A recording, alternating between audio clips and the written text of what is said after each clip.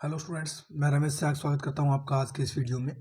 हम पढ़ रहे थे कक्षा 10 की गणित टॉपिक वास्तविक संख्याएं हमने शुरू किया था और 1.1 के 5 प्रश्न तक हमने हल कर लिए थे से पहले वाले वीडियो तक। जिस विद्यार्थी को वीडियो देखना हो लिंक डिस्क्रिप्शन बॉक्स में मिल जाएगी, आप देख सकते हो और आपका कोई भी डाउट है पहले 5 प्रश्नों में आप क्लियर कर सकते हो। अब हम शुरू करने वाले हैं प्रश्न संख्या 6 से। जिन लोगों ने अब तक चैनल सब्सक्राइब नहीं किया है तो प्लीज़ चैनल को सब्सक्राइब कर दें और जो बेल है उसको प्रेस कर दें, क्योंकि जैसे आपको वीडियो डालते हैं नोटिफिकेशन मिल जाता है तो आप अपनी तैयारी को बेहतर बना सकते हो। अर्धवार्षिक आपकी चल रही है और ब्लूप्रिंट भी जारी हो गया है, तो एक वीडियो ब्लूप्रिंट से संबंधित भी किस प्रश्नावली में से कैसे प्रश्न आएंगे ये आज या कल में हम अपलोड कर देंगे। तो अभी शुरू करते हैं प्रश्नावली 1.1 का छठा प्रश्न। प्रश्न में क्या है, व्याख्या कीजिए कि 7 गुणा 11 गुणा 13 प्लस 13 और 7 गुणा 6 गुणा इस प्रकार गुणा में चल रहा है 1 तक प्लस 5 भाज्य संख्या है क्यों। ये हमें सिद्ध करना है। ये जो दी गई संख्या है ये भाज्य संख्या है क्यों है।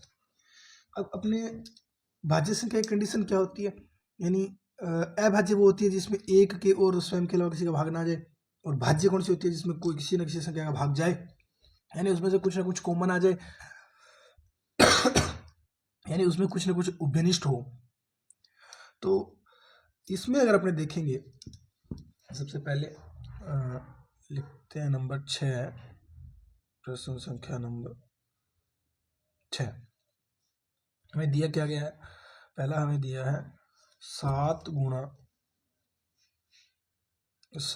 गुणा 11 गुणा 13 प्लस 13, एक तो हमें ये दिया गया और एक हमें दिया गया है 7 गुणा 6 गुणा 5 गुणा 4 गुणा 3 गुणा 1 प्लस में क्या है 5। ये दोनों भाज्य संख्या है क्यों, इन दोनों के बारे में बताना है अपने को। तो सबसे पहले ये लेके चलते हैं अपने पहला पार्ट। पहले पार्ट में क्या है 7 गुणा 11 गुणा 13 प्लस 13। अगर इसमें मैं 13 कोमल लूँ तो क्या दोनों में 13 है, इसके दो पद हैं, प्लस में आती है 2 पद बन जाता है, गुणा में तो एक ही माना जाता है। जैसे इन दोनों पदों में से मैं 13 कॉमन लूंगा तो अपने पास 13 कॉमन आएगा। तो अगर मैं यहाँ 13 कॉमन लूँ, 13 मैंने बाहर ले लिया तो अंदर क्या बचा मेरे पास 7 गुणा 11 प्लस 1। 13 बाहर आ रहा है ना कॉमन, इसमें 13 उभयनिष्ठ गुणनखंड आ रहा है, यानी इस संख्या में अगर मैं 13 का भाग देना चाहूँ तो भाग पूरा पूरा जा रहा है। तो अपने क्या लिख सकते हैं, चूंकि इस संख्या का एक गुणनखंड चूंकि चूंकि चूंकि लिख दिया हमने, चूंकि इस संख्या में इस संख्या का एक गुणनखंड इस संख्या का एक गुणनखंड 13 विद्यमान है। इस संख्या का एक गुणनखंड 13 विद्यमान है, इसलिए यह संख्या एक भाज्य संख्या है, एक भाज्य संख्या, इसलिए यह संख्या एक भाज्य संख्या है। ये अपना हो गया इसका पहला पॉइंट। और दूसरा है, अगर 7 गुणा 6 गुणा 5 गुणा 4 गुणा 3 गुणा 2 गुणा 1 था, इसमें 2 भी था, वो आप लिख लेना 2 गुणा 1 प्लस 5। इसमें अगर मैं देखूंगा तो 5 यहाँ भी है और 5 यहाँ भी है, दोनों पदों में 5 है, तो इसमें भी 5 कॉमन आ सकता है। तो इसमें दूसरे क्या है 5 अगर बाहर कॉमन ले लूंगा तो अंदर क्या बचेगा 7 गुणा 6 गुणा 4 गुणा 3 गुणा 2 गुणा 1 प्लस 1, यानी अपने पास 5 एक गुणनखंड आ रहा है। सेम यही बात इसमें देखनी है, चूंकि इस संख्या का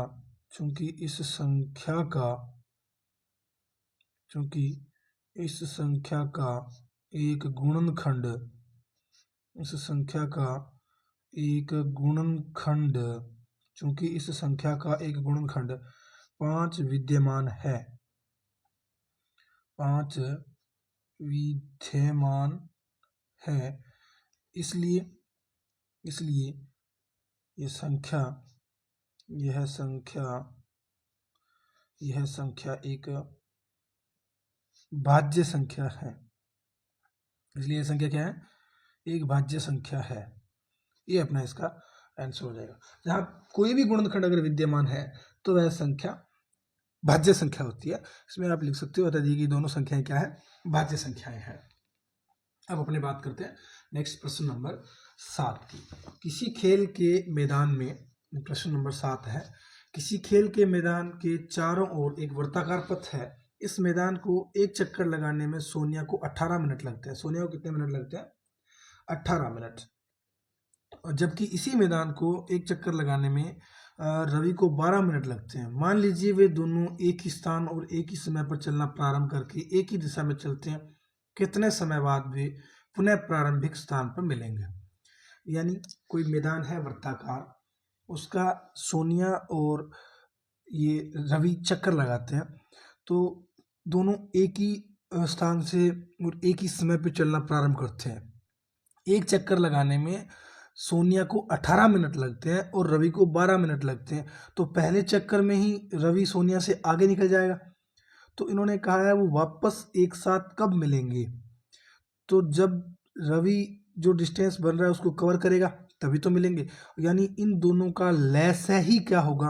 वो समय होगा जब ये दोनों वापस प्रारंभिक स्थान पे मिलेंगे। तो इसको अपने कर लेते हैं एक बार।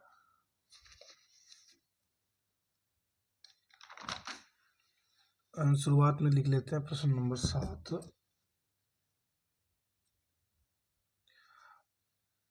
ये जो मैदान के, नीले पेन से,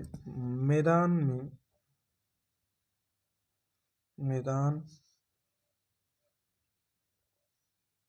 के चारों ओर एक चक्कर लगाने में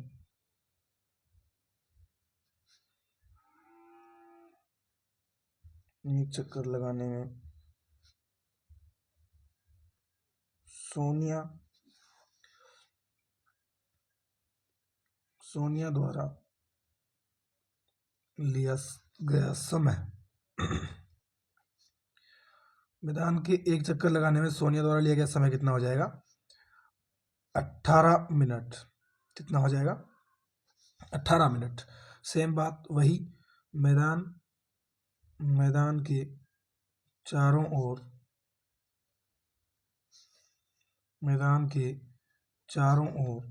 एक चक्कर लगाने में रवि द्वारा लिया गया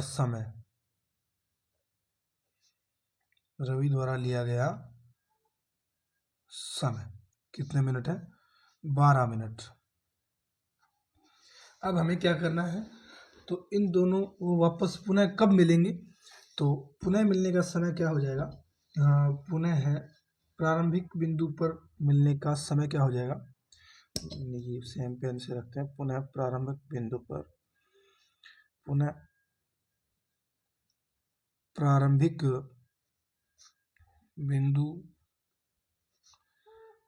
मिलने का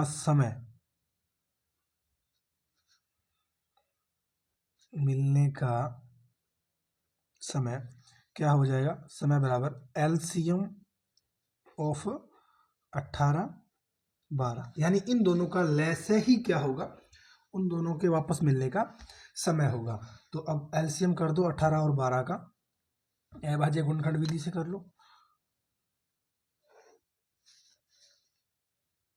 लिख लो 18 और 12 को। सीधे गुणनखंड लिख पाते हो तो और अच्छी बात है, वरना आप ऐसे लिख लो। सबसे पहले 2 का जा रहा है दोनों में 6 बार 9 बार, फिर 2 का जा रहा है 3 बार और इधर 2 का नहीं जा रहा, फिर 3 का जा रहा है 1 बार 3 बार, फिर 3 का जा रहा है 1 बार 1 बार। यानी अपने पास क्या आ गए गुणनखंड, 2 गुणा 3 गुणा कर दो, 3 3 9, 9 2 18, 18 2 36, यानी 36 मिनट बाद, कितने मिनट बाद, 36 मिनट बाद पुनः उसी स्थान पे वापस मिलेंगे वो। 36 मिनट। अतः अतः अतः अतः सोनिया व रवि, अतः सोनिया व रवि, अतः सोनिया व रवि 36 मिनट बाद, 36 मिनट बाद पुनः प्रारंभिक, 36 मिनट बाद पुनः प्रारंभिक स्थान पर या बिंदु पर, मिलेंगे, पुनः प्रारंभिक बिंदु पर मिलेंगे। ये अपना 1.1 है वो कंप्लीट हो गई। अब हम पढ़ने वाले हैं आगे 1.2।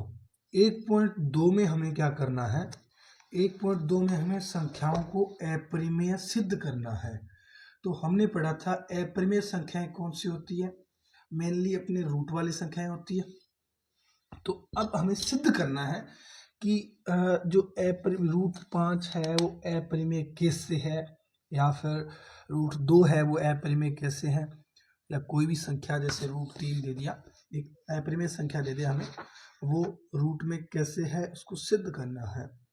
उससे पहले अपनी एक प्रमेय आती है, प्रमेय 1.3। प्रमेय में क्या दिया गया है, P यदि एक अभाज्य संख्या है, यदि P a² को विभाजित करती है तो P a को भी विभाजित करेगी जहां a एक धनात्मक पूर्णांक है। थोड़ा सा इसको विस्तार से समझते हैं अपने। इस प्रमेय में क्या कहा गया है, प्रमेय 1.3 क्या कहती है, प्रमेय 1.3, इस प्रमेय में कहा गया है यदि कोई किसी संख्या का वर्ग अगर कोई भी पूर्णांक से, धनात्मक पूर्णांक से विभाजित है, कोई भी वर्ग हो, किसी भी संख्या का वर्ग हो, अगर वो धनात्मक पूर्णांक से विभाजित होता है तो उस संख्या को भी वो धनात्मक पूर्णांक पूर्णतः विभाजित करेगा। जैसे अपने अगर बात करें 5 का वर्ग, 5 का वर्ग अगर 5 से विभाजित है तो क्या 5 5 से विभाजित नहीं होगा? ये बात जायज सी बात है, अपने जानते हैं ये विभाजित हो रहा है 5 पर। एक बात, अगर 2 का वर्ग 2 से विभाजित है तो क्या 2 2 से विभाजित नहीं है? 4 का वर्ग 4 से विभाजित है तो क्या 4 4 से विभाजित नहीं है? अगर 4 का वर्ग 2 से विभाजित है तो क्या 4 2 से विभाजित नहीं है? बिल्कुल है।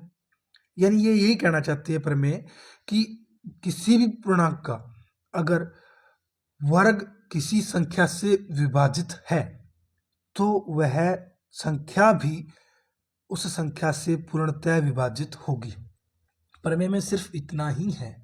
अब हम चलते हैं प्रश्नावली के प्रश्नों की ओर, कैसे उस प्रमेय का काम में अपने प्रयोग करेंगे या काम में लेंगे। प्रमेय में ये प्रश्नावली है, इसमें प्रमेय काम में आएगी 1.3 में। सिद्ध कीजिए कि रूट 5 एक अपरिमेय संख्या है। अच्छा प्रश्न है, इम्पोर्टेंट भी है, हो सकता है ये एग्जाम में आ भी जाए। तो अपने प्रश्न है पहला, सिद्ध कीजिए कि रूट 5 एक अपरिमेय संख्या है। हमें सिद्ध करना है रूट 5, या आज हम 1.2 पढ़ रहे हैं। प्रमेय 1.3 हमने लिख ली है। रूट 5 एक अपरिमेय संख्या है, ये सिद्ध करना है हमने। वो ये रूट 5 को अपरिमेय सिद्ध करना है। तो सबसे पहले हमें क्या करना होगा, इस प्रश्न में जो सिद्ध करना है उसका उल्टा मानेंगे अपने।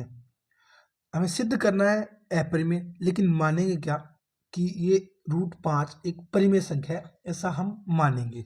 तो सबसे पहले क्या लिखना है इसमें, माना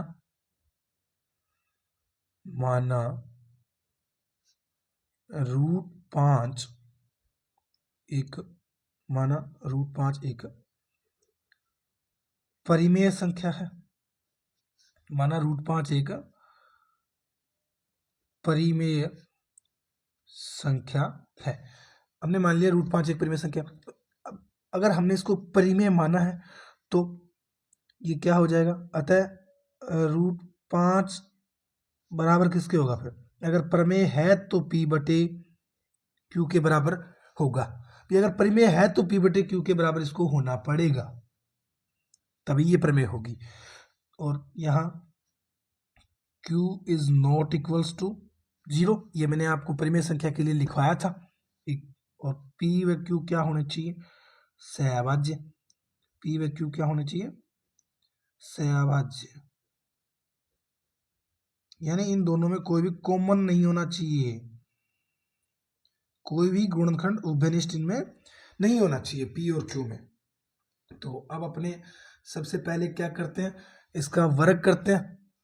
तो इसका वर्ग करना पड़ेगा अपने को, क्यों करना पड़ेगा, क्योंकि √5 को एक पूर्ण संख्या बनाते हैं अपने, ये रूट हटाते हैं। तो दोनों तरफ वर्ग करने पर, दोनों तरफ वर्ग करने पर, दोनों तरफ वर्ग करने पर क्या बन जाएगा अपने पास, √5 का वर्ग बराबर इधर P/Q का वर्ग। अब स्क्वायर से रूट हट जाएगा तो इधर बन गया अपने पास 5 और इधर बन जाएगा अपने पास P²/Q²।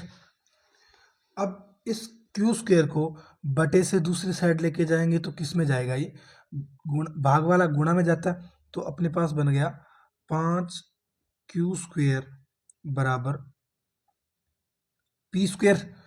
अब इस P² को इधर लेके आएंगे तो अपने पास Q² का मान आ जाएगा। तो अपने इस 5 को इधर लेके आए तो Q² बराबर P²/5।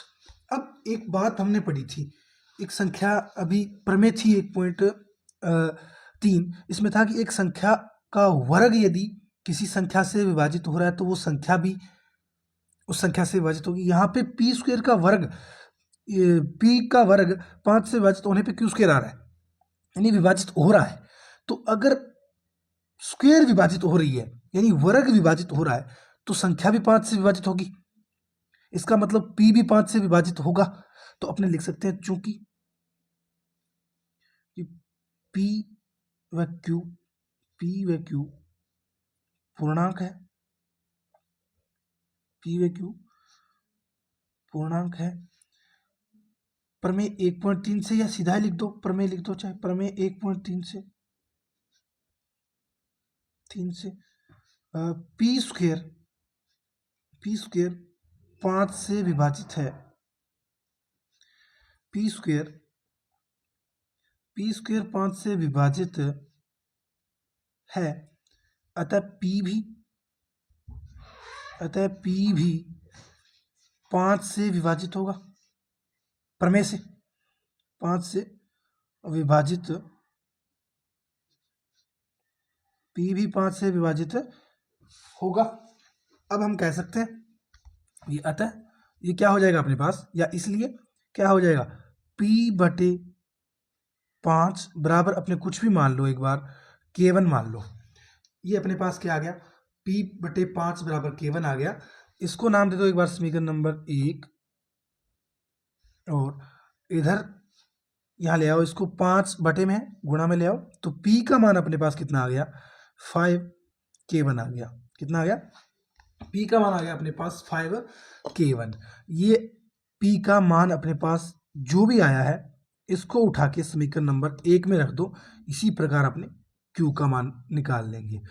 तो अब अपने क्या करते हैं, इस P का मान समीकरण 1 में रखने पर P का मान, ये अच्छा प्रश्न है और थोड़ा लेंथी भी है, तो ध्यान से समझना इसको। P का मान समीकरण 1 में रखने पर, P का मान समीकरण 1 में रखने पर, P का मान समीकरण 1 में रखना। समीकरण 1 अपने पास क्या था, समीकरण 1 था क्यू स्क्वायर बराबर पी स्क्वायर बटे 5। ये मान पी स्क्वायर का मान वहां रखेंगे तो अपने पास बन जाएगा क्यू स्क्वायर बराबर पी स्क्वायर का मान क्या है, पी स्क्वायर का मान है 5k1 और इसका स्क्वायर बटे में 5। अब 5k1 का स्क्वायर करेंगे तो अपने पास क्या बन जाएगा 25k1 स्क्वायर, राइट। और अपने पास बटे में क्या है 5, ये 5 से 25 कट जाएगा 5 बार, तो अपने पास क्या बना क्यू स्क्वायर बराबर 5k1 स्क्वायर। ये 5 गुणा में है, दूसरी साइड किस में जाएगा भाग में, यानी अपने पास बन गया क्यू स्क्वायर बटे 5 बराबर k1 स्क्वायर। अब अपने कह सकते हैं कि क्यू स्क्वायर 5 से विभाजित है, क्यू स्क्वायर क्या है 5 से विभाजित है, तो क्यू भी अपने कहेंगे प्रमेय 1.3 से क्यू भी 5 से विभाजित होगा। तो सेम बात यहीं पे लिख दो, चूंकि प्रमेय 1.3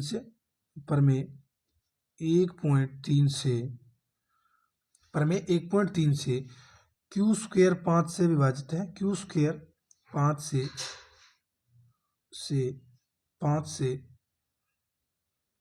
से विभाजित है, क्यू स्क्वायर 5 से विभाजित है, अतः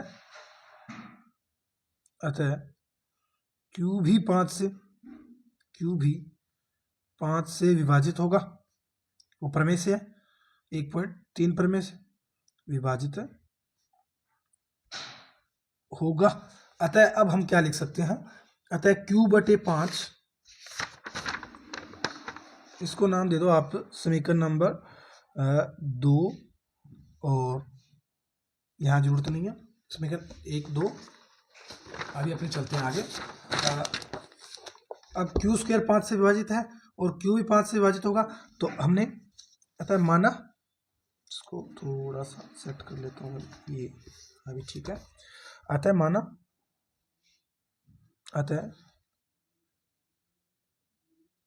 ठीक है ये भी, अतः माना क्यू बटे 5 बराबर क्या हो जाएगा k2। अभी ये 5 इधर भाग में है और इधर क्या आ जाएगा गुणा में, तो q बराबर क्या हो गया 5k2।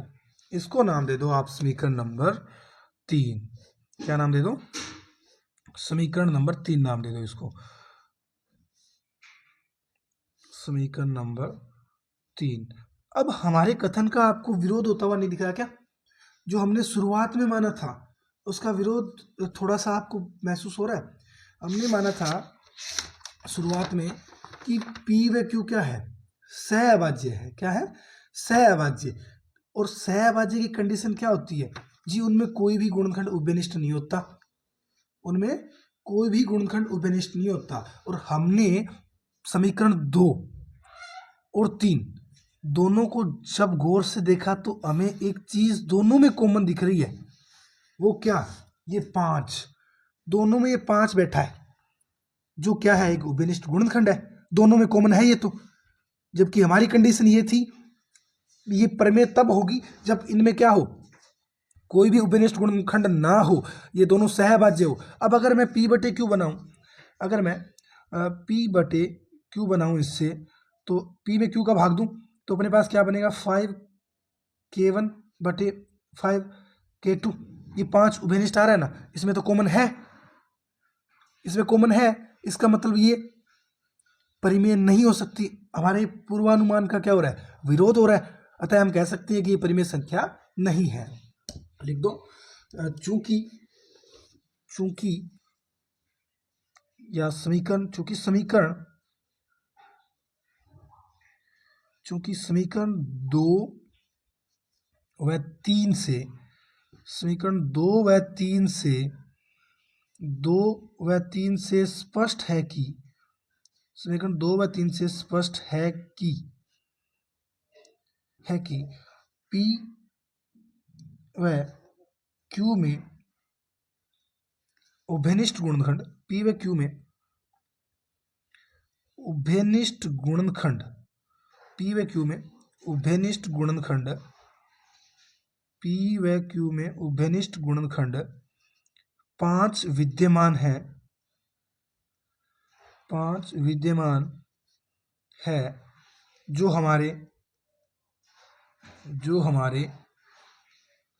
हमारे पूर्वानुमान का, यानी जो हमने पूर्व में अनुमान लगाया था, जो हमारे पूर्वानुमान का विरोधाभास है या विरोध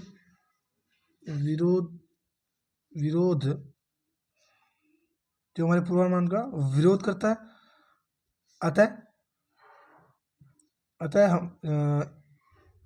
अतः हमारा पूर्वानुमान गलत था। अतः हमारा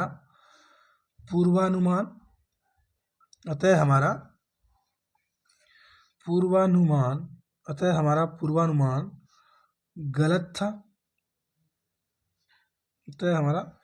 गलत था। इसलिए अतः रूट 5 एक अपरिमेय संख्या है। रूट 5 क्या है? रूट 5 एक अपरिमेय संख्या है। ये अपना क्या हो गया, इसका फाइनल आंसर हो गया। अभी हमने ये किया, रूट 5 को अपरिमेय सिद्ध किया है। आप इस प्रकार रूट 2 को भी कर सकते हो, रूट 3 को भी कर सकते हो, रूट 4 को भी, रूट 6 को भी कर सकते हो, रूट 7 को भी कर सकते हो, अनेक संख्याओं को आप कर सकते हो। तरीका सेम यही रहना है, इसी प्रकार करना है आपको। बिल्कुल यही लैंग्वेज रखनी है। और अगर ऐसा प्रश्न एग्जाम में आता है तो आपको इसी प्रकार से इनको सिद्ध करना है। हो सकता है ये पिछले बार आया हुआ है तो ना आए, लेकिन आपको तैयारी पूरी रखनी है, क्योंकि रिपीट होने का कोई भी इसमें ऐसा मनाही नहीं होती कि रिपीट नहीं होता, प्रश्न हो सकता है। तो आप इसको भी एकदम बेहतर ढंग से तैयार करना। उम्मीद करता हूँ ये समझ आया होगा आपको। एक बार वीडियो को और देखना, इस प्रश्न को आप 2-3 बार देखना और कॉपी में कर करके देखना, आपको बेहतर तरीके से समझ आएगा। लैंग्वेज यही रखनी है, इससे परफेक्ट लैंग्वेज आपको कहीं नहीं मिलेगी। तो अगर वीडियो आपको पसंद आया है तो ज़रूर लाइक कीजिएगा। कमेंट में कोई भी समस्या है आपकी तो बता दीजिएगा, और वीडियो को ज़्यादा से ज़्यादा शेयर कीजिएगा।